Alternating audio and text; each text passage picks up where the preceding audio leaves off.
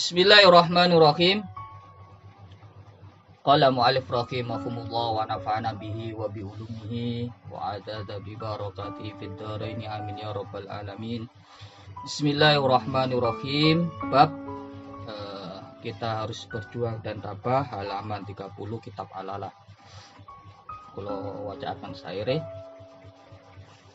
Likullin ila sa'wil ula harakatu walakin azizun fir rijali sabatu.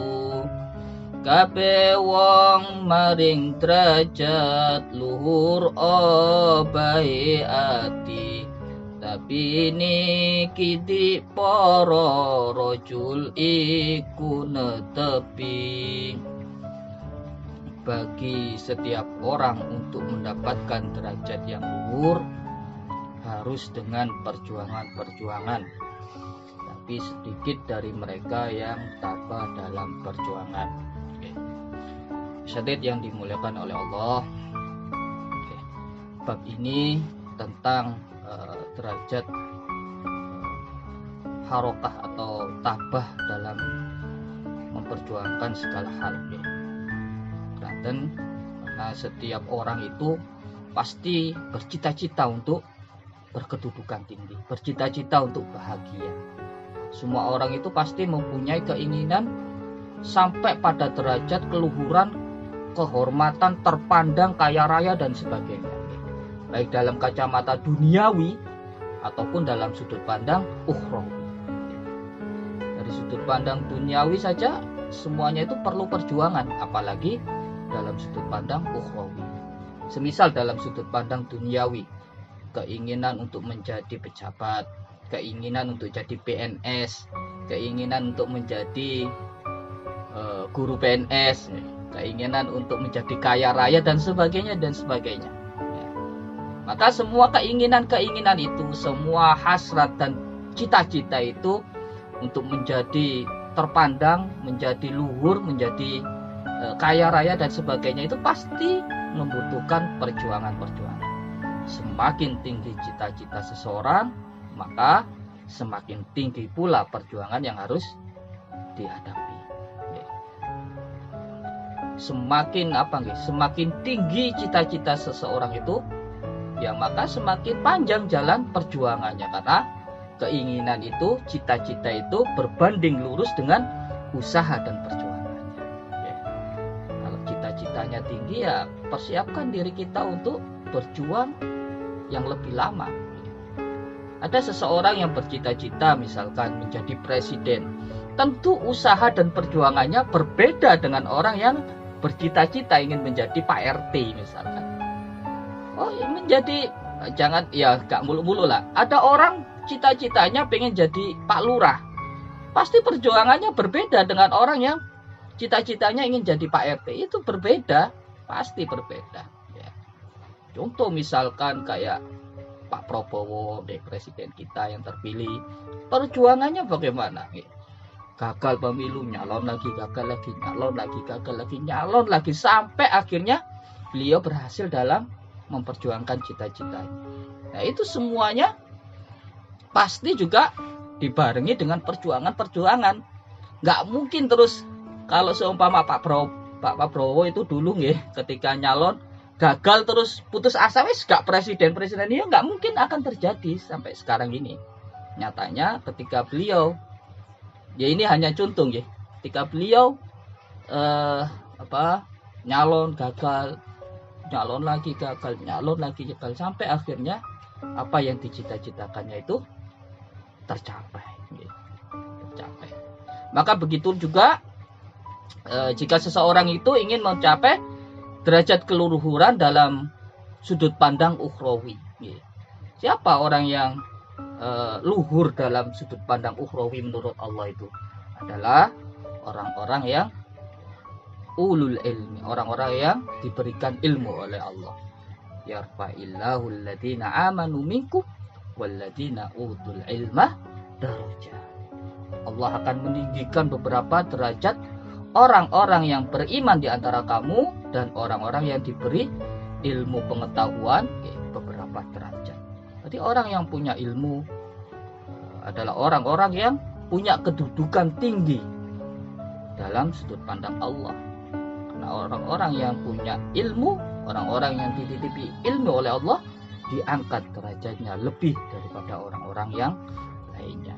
Maka jika kita bercita-cita ingin menjadi orang berilmu, khususnya ilmu agama, maka harus menempuh jalan perjuangan, kerja keras, sabar, tabah, ulet. Sama seperti tadi curhatan kita, kita pagi belajar, siang belajar, sore belajar lagi. Ini adalah bentuk perjuangan kita untuk memperoleh ilmu. Agar apa? Agar derajat kita walladzina utul ilma darajat, agar derajat kita ini lebih tinggi, diangkat derajat kita ini sama Allah. Maka jangan pernah kita putus asa, jangan pernah kita ini tidak semangat atau kurang dalam ikhtiar kita. Karena dalam awal-awal syair Al-Ala itu kita juga diterangkan bahwa syarat mencari ilmu itu apa aja kemarin bukain cerdas, kemudian semangat, kemudian sabar, kemudian punya biaya, kemudian bimbingan guru, yang terakhir waktu yang lama. Waktu yang lama itu bisa diartikan seperti tadi: pagi belajar, siang belajar, sore belajar, malam pun kalau sempat belajar. Kapan istirahat ya? Nanti kalau seumpama waktunya istirahat ya istirahat gitu. Tidak ada orang itu mencapai kesuksesan tanpa perjuangan. Begitupun dalam hal ukhrawi, dalam hal thalabul ilmi, tidak ada orang itu memperoleh ilmu tanpa perjuangan. Semuanya pasti ada prosesnya. Saya ingat dulu ketika bagaimana santri-santri di pondok itu pagi belajar, siang belajar, sore belajar, malam pun masih dituntut untuk belajar. Tapi semua proses-proses itu nyatanya juga memperoleh hasilnya. Orang yang berusaha pada akhirnya menemukan apa yang diusahakan. Man jadda wajada, siapa yang bersungguh-sungguh pasti akan menemukannya. Maka di syair ini pula kita diingatkan lagi bahwa kunci keberhasilan dalam setiap hal tentunya, baik kesuksesan duniawi, baik kesuksesan ukhrawi, adalah adanya harokah. Nah, ini adalah harokah. Likullin ila sa'wil ula harokah. Dalam setiap hal ila sya'ni adalah perkara atau derajat. Perkara al-ula adalah perkara yang luhur.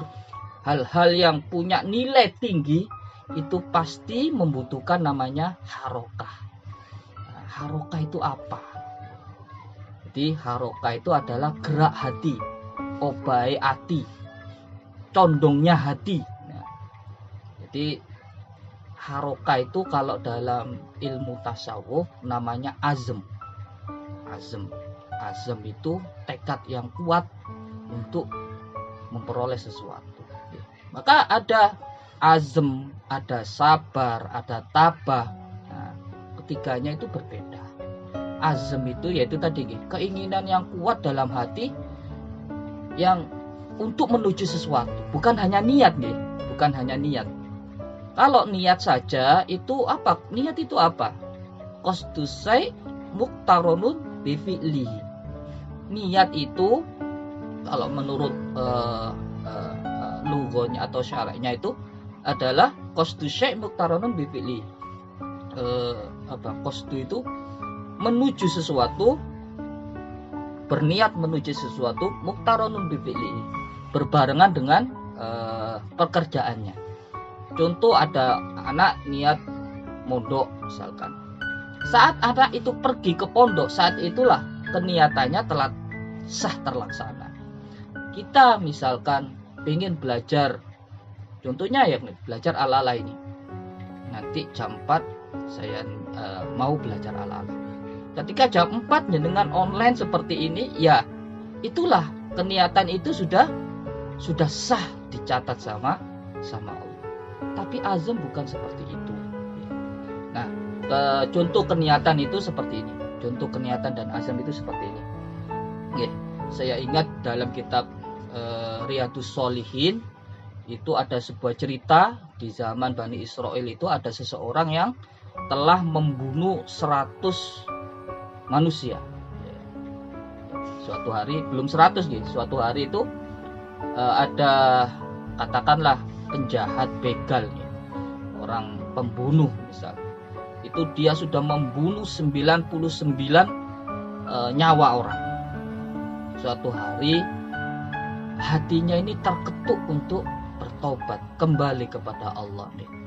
Pria ini timbul rasa takut kepada Allah, timbul cahaya kebaikan yang dirinya itu ingin kembali kepada Allah.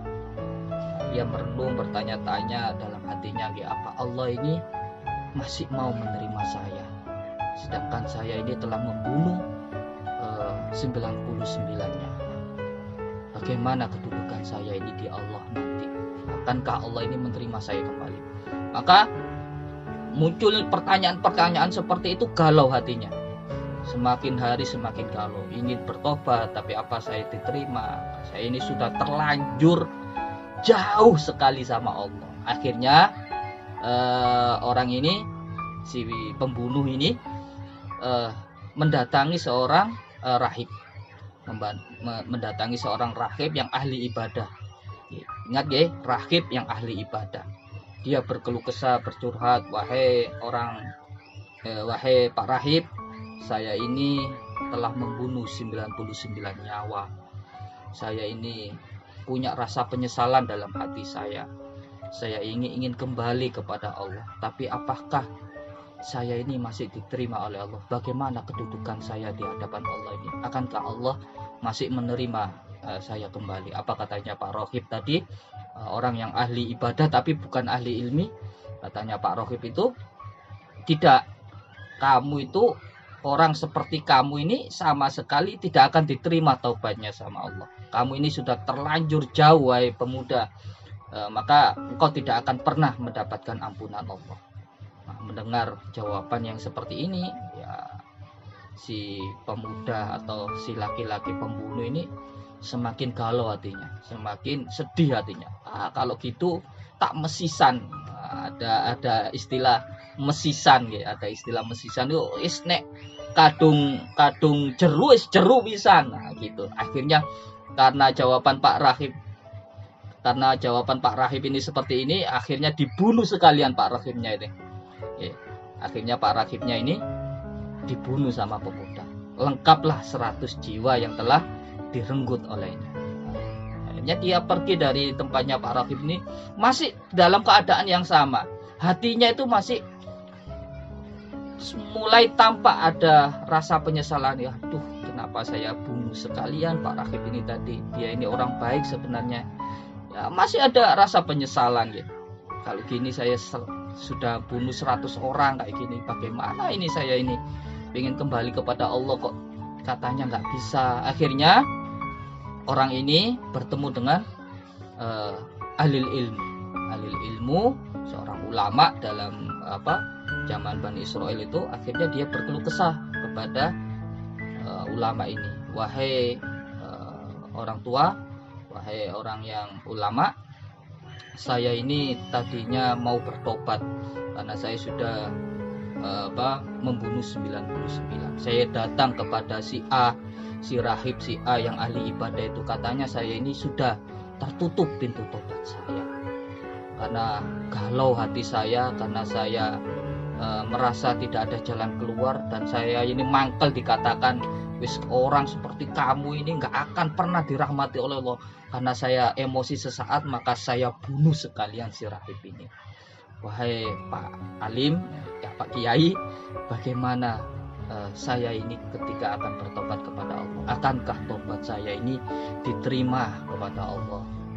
Kata, bagaimana kedudukan saya ini di hadapan Allah? Masihkah Allah ini mengakui saya sebagai hambanya? Karena yang ditanya ini adalah ahli ilmi, seorang yang punya ilmu. Maka dijawab sama dia, wahai pemuda, wahai orang yang telah membunuh 100 nyawa, jika engkau ingin bertobat kepada Allah dengan sesungguh-sungguhnya, maka pintu tobat Allah selalu terbuka bagimu. Ketika engkau ingin bertobat, maka Allah membukakan pintu tobat kepadamu. Sebanyak apapun dosamu, meskipun itu sebanyak lautan, buih di lautan, kalau engkau memang betul-betul ingin kembali kepada Allah, maka Allah pun pasti akan menerimamu kembali. Bahagia hatinya, air matanya bercucuran. Dia menyatakan tobatnya kepada si alim bahwa mulai hari ini dan seterusnya saya tidak akan mengulangi perbuatan-perbuatan jahat saya. Akhirnya si alim ini tahu bahwa pemuda ini menjadi jahat bukan karena keniatannya sendiri. Pemuda ini juga menjadi jahat karena lingkungannya adalah lingkungan yang jahat. Jadi si alim ini menyarankan, wahai anak muda, wahai orang yang telah membunuh, kamu pergilah dari kotamu, pergilah dari tempatmu, pergilah dari desamu, menuju ke desa A. Jadi dari desa A ke desa B. Nah, kamu pergilah ke desa B. Kamu pergilah menuju ke sana karena di sana itu banyak orang ahli ilmu, banyak orang ahli ibadah. Barangkali dengan begitu engkau ini mendapatkan dorongan dari lingkungan-lingkungan yang ada. Karena Pak Alim ini, Pak Kiai ini, dia takut kalau dia kembali kepada daerahnya, yang dimana daerahnya itu adalah kampung-kampung rusak, kampung-kampung penjahat misalkan. Pak Kiai ini takut nanti dirinya kembali lagi ke jalan kemaksiatan. Akhirnya Pak Alim ini menyarankan untuk pergi dari kotanya. Nah, mendengarkan saran seperti ini, ya benar juga kata Pak Kiai. Akhirnya dia langsung untuk pergi ke kota yang dimaksud dari si Kiai itu tadi. Nah, di tengah-tengah perjalanan ketika dirinya ini belum sampai ke kota yang dituju, dia dari kota A ke kota B, belum sampai ke kota B, ternyata ajal telah menjemputnya lebih awal. Akhirnya di tengah perjalanan ini si pembunuh ini meninggal dunia. Maka datanglah malaikat rahmat dan malaikat azab. Malaikat azab pun berkata begini, ini adalah bagianku, karena orang ini adalah pendosa, orang ini telah membunuh 99, bukan hanya itu, ditambah satu lagi seorang ahli ibadah, maka lengkap 100 nyawa yang telah dibunuh. Malaikat rahmat juga menimpali, iya benar, orang ini telah membunuh 100 nyawa, orang ini memang rusak, tapi tadi dia sudah menyatakan taubatnya kepada si alim dan dia sudah beranjak dari kota A menuju ke kota B. Nah, akhirnya bertengkar mereka, ya, adu argumentasi. Siapa ini yang pantas untuk mengurusi ruh dari si pembunuh ini. Akhirnya Allah pun menurunkan satu malaikat lagi dalam bentuk manusia. Nah, akhirnya si manusia ini bertanya, apa alasannya malaikat azab ini kok pengen? Ya begini. Malaikat rahmat bagaimana? Ya begini. Akhirnya si malaikat yang menyamar menjadi manusia ini dia berkata seperti, kalau begitu diukur saja antara mayat ini dengan kota asalnya, kota A, itu lebih jauh mana antara mayat ini dengan kota B. Akhirnya semuanya sepakat, ya sudah kalau gitu kita ukur caranya, dari mayat ini ke kota B, dari mayat ini ke kota A.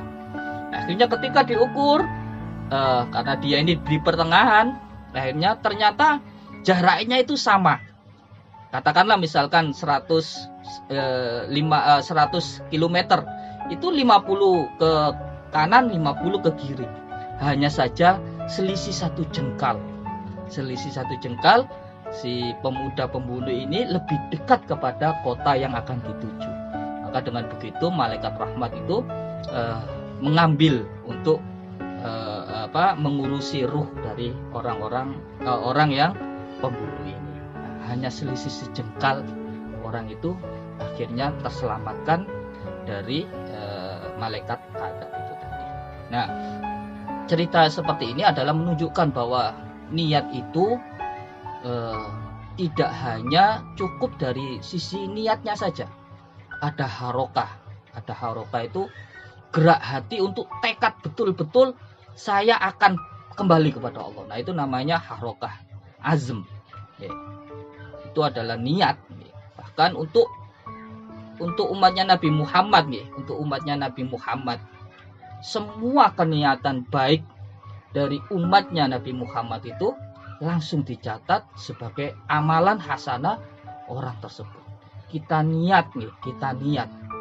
Nanti sore saya niat ingin ngaji online.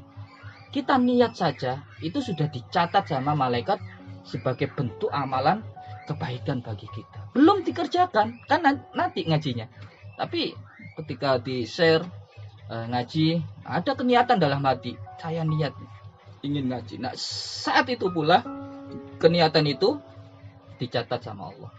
Tapi keniatan-keniatan buruk kita belum tentu belum dicatat sama Allah sebelum dilaksanakan. Oke, seperti itu. Nah, berbeda dengan orang zaman dulu, zaman umat-umat terdahulu, niat baiknya dicatat, niat buruknya juga dicatat. Tapi umat Nabi Muhammad enggak. Nah, ini mendapatkan mendapatkan berkahnya Nabi Muhammad. Semua keniatan-keniatan kebaikan kita semuanya dicatat sama Allah, tapi keniatan buruknya belum dicatat sampai dia dilaksanakan baru dicatat. Nah, kemudian syarat selain niat itu khirsun. Khirsun itu giat. Giat itu juga beda. Giat itu bukan azm. Giat itu semangat dalam bentuk tekun, semangat. Ada anak misalkan kita di TPG misalkan, ada anak ke TPG, hujan yo teko, nggak hujan yo teko, gerimis teko, sore dikongkon ngaji sore teko, bengi dikongkon ngaji bengi yo teko, itu namanya semangat, giat. Nah, itu namanya khirsun, tadi niat kemudian khirsun. Tapi ada juga yang dinamakan azm. Azm itu adalah keinginan yang kuat di dalam hati untuk mencapai tujuan yang dicita-citakan. Apa nggih? Khirsun itu contoh seperti ini. Contoh seperti semisal kita duduk-duduk. Kemudian nggak apa, ada orang yang bilang, awas di bawahmu ada ular. Kira-kira apa yang terjadi? Ya pasti kita akan lompat kan gitu. Kita akan lompat, itu otomatis. Padahal dalam sepersekian detik hati kita itu punya azm. Nah, ini azmnya itu ya sangat-sangat tipis, tapi kalau dinalar kita bisa tahu bahwa itu azm. Di dalam hati kita yang paling dasar, kita ini punya, ketika dikatakan awas ada ular, dalam hati kita ini punya keinginan yang kuat untuk jangan sampai saya celaka atau saya harus menyelamatkan diri saya. Akhirnya kita melompat. Banyak sekali kadang azm yang kuat itu sampai khorikul ada. Ketika keinginannya kuat, ada orang rumahnya kebakaran, kemudian azmnya ingin menyelamatkan anak istrinya, padahal dia ini badannya biasa bisa ngangkat kulkas, bisa ngangkat lemari yang kadang di logika nggak bisa, sampai bisa lompat pagar yang sebegitu tingginya. Nah, itu karena azm yang kuat. Azm itu kalau bahasa Jawa ini sejo karep. Nah, sejo karep artinya apa? Tekad yang kuat yang ada dalam hati manusia, bukan niat ataupun khirsun, tapi lebih daripada keniatan seseorang. Kemudian contoh misalkan azm itu dicontohkan seperti ini. Syekh Abdul Qadir Al-Jailani itu dawil istiqomah, kalau kita katakan adalah dawil istiqomah, orang yang punya keistiqomahan. Karena beliau ini orang yang punya keistiqomahan dalam mengajar. Suatu ketika Syekh Abdul Qadir Al-Jailani ini mengajar, ini cerita ini ada dalam manaqibnya Syekh Abdul Qadir Jailani. Ketika beliau mengajar santri-santrinya, tiba-tiba saja jatuh ular dari plafon rumahnya. Wah, gebuk gitu di tengah-tengah pembelajaran. Nah, maka semburat semua murid-muridnya itu. Ya kita nih misalkan ngaji TPQ, mari ngono tengah-tengah ngaji lugur ulo kobra. Wah, gitu misalkan.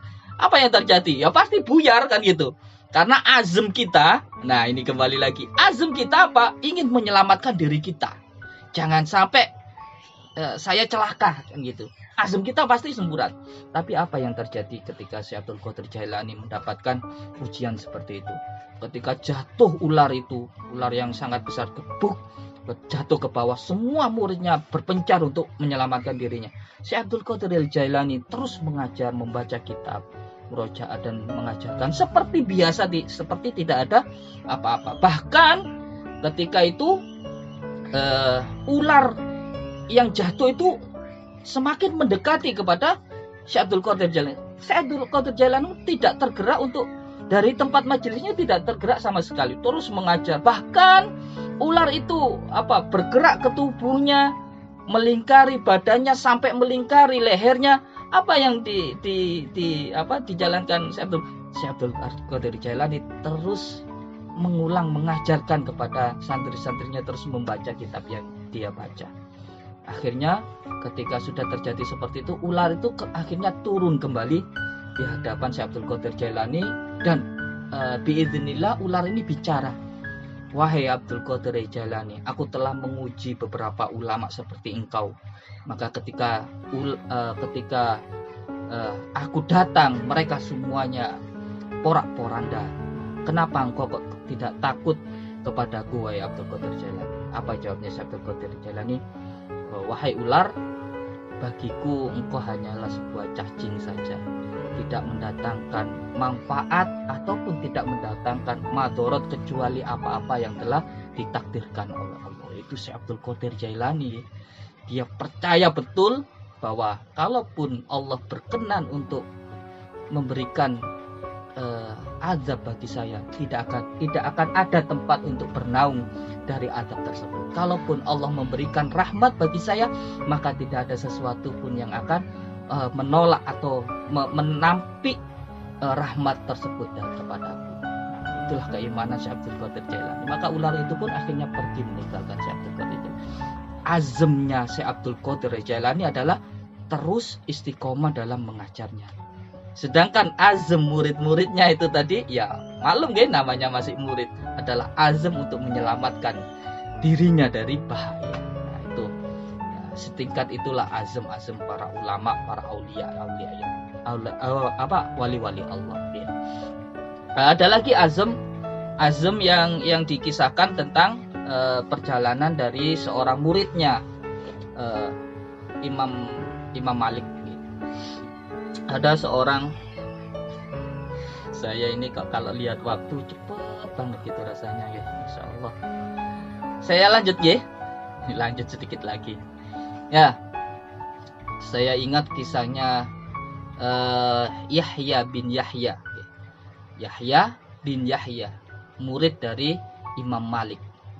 Jadi dia ini satu perguruan dengan Imam Syafi'i. Malik bin Malik ini Yahya bin Yahya ini adalah seorang murid yang datang dari negeri jauh.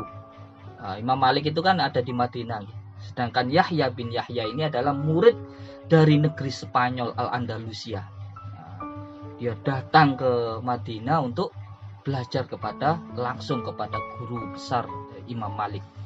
Nah, akhirnya suatu saat ketika sedang terjadi pembelajaran, ketika ada terjadi pembelajaran seperti biasa, di jalanan itu orang-orang berteriak, ada gajah, ada karnaval gajah lewat gitu. Nah, waktu itu Madinah itu tanah padang tandus ya. Adanya adanya onta, kambing, mungkin ada ayam, mungkin atau ada apa, tapi tidak ada gajah. Gajah itu hanya ada di India, di Afrika, dan negeri-negeri yang ada hutan-hutannya. Nah, ketika di Madinah orang teriak ada gajah, ada rombongan gajah lewat. Itu semua muridnya penasaran, lari semuanya pengen melihat seekor gajah. Wajar ya? Ketika kita misalkan ngajar, ada siapa misalkan Lee Min Ho misalkan artis Korea siapa, Blackpink atau siapa gitu, ada Blackpink depan rumah kita, anak-anak itu pasti apa? Pasti pengen melihat kan gitu. Ada Pak Jokowi di depan, ada Pak Prabowo di depan, semuanya pasti pengen tahu, pengen melihat. Tapi semua ketika semburat ya, semua muridnya Imam Malik waktu itu semburat pengen melihat gajah. Ada satu orang yang bernama Yahya bin Yahya ini tidak tertarik untuk melihat gajah. Ditanya sama Imam Malik waktu itu, wahai anakku, kenapa engkau kok tidak keluar bersama teman-temanmu untuk melihat gajah? Ya, saya memahami kalau kamu ingin melihat gajah, lihat saja, tidak apa-apa. Nanti kalau selesai kembali lagi kita belajar lagi. Apa katanya Yahya bin Yahya? Wahai guruku, saya datang dari negeri yang sangat jauh. Saya datang dari kota Andalusia Spanyol ke Madinah ini dalam rangka keniatan untuk mencari ilmu dan belajar ilmu kepadamu, wahai guruku. Saya datang bukan untuk melihat gajah. Begitu hebatnya azam seorang anak, dari kecil sudah terlatih, sudah terdidik bahwa azam yang kuat itu tidak boleh dilanggar, tidak boleh putus asa.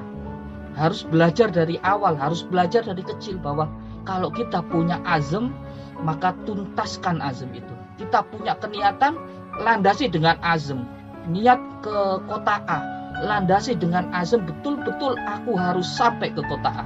Gak boleh belok ke B, kota B, gak boleh belok ke kota C. Nah, itu namanya azam. Jadi bukan hanya niat saja, tapi betul-betul tekad yang kuat untuk mencapai tujuannya tersebut. Itu dalam hal ukhrawi, dalam hal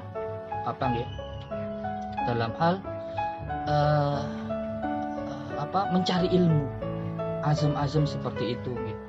Ya itu tadi perlu dibiasakan, perlu dilatih gitu. Karena azam itu bukan hanya sebatas kata-kata, bukan hanya sebatas kata-kata dalam hati aku pengen begini, tapi perlu dirasakan sendiri, perlu dilandasi sendiri keniatannya, perlu ditamengi dengan azam yang betul-betul kuat. Ya, suatu saat kita ini berazam, ya. Ini harus kita angen-angen. Hal sepele tapi kadang azam itu perlu dilatih. Kita ini kadang punya azam pagi-pagi pergi ke pasar misalkan. Dari rumah kita ini punya azam untuk belanja sop-sopan misalkan. Kita ini dari rumah pengen gawe sop, aku dino iki pengen masakno anak bojoku sop misalkan. Kok sing dituku ya wis sop-sopan, ayam dan sebagainya gitu. Jenengan lebih tahu. Azam ini tuntaskan, jangan sampai ketika di perjalanan kita ini digoda sama penjual ikan. Bu, gak tuku iwak ta, iwake lagi murah. Nah, nanti gak tuku tomat ta, tomate murah, brambangnya lagi murah. Begini. Nah, akhirnya apa? Iya ya. Ayam sak kilo 35. Semending gawe sambel kacang ae, sambal tomat ae kok gorengno iwak teri luwih murah. Nah, itu namanya azam kita ini sudah terombang-ambing. Nah, ini hal-hal yang kecil tapi kita juga perlu. Azam ini perlu didasari dengan tekad. Karena kalau kita tidak melatih diri kita seperti itu, maka azam-azam kita pasti, keniatan-keniatan kita pasti tidak akan pernah sampai pada tujuan.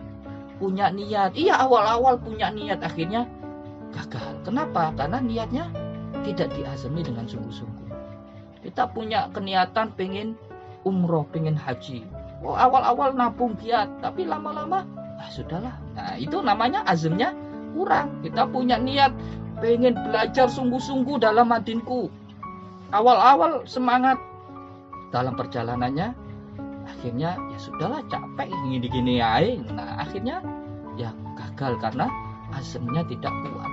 Dalam hal apapun azam itu sangat penting. Dalam hal apapun, dalam hal bekerja, dalam hal duniawi, dalam hal ukhrawi, dalam hal belajar keilmuan seperti ini, azam itu pasti ada. Maka bekali diri kita dengan harokah, dengan azam itu, karena likulli ila sa'wil ula harokatun. Semua hal yang punya derajat luhur, baik ukhrawi maupun duniawi, semuanya itu membutuhkan apa? Harokah, membutuhkan gerak hati, azam itu tadi. Walakin azizun firrijal sabatu. Tapi sedikit sekali orang-orang itu yang sabatu, menetapi dalam azamnya. Mungkin demikian yang bisa kita sampaikan, bahwa tentang keutamaan niat itu benar. Niat itu harus ada, tapi jangan lupa selain dalam keniatan harus dilandasi dengan azam.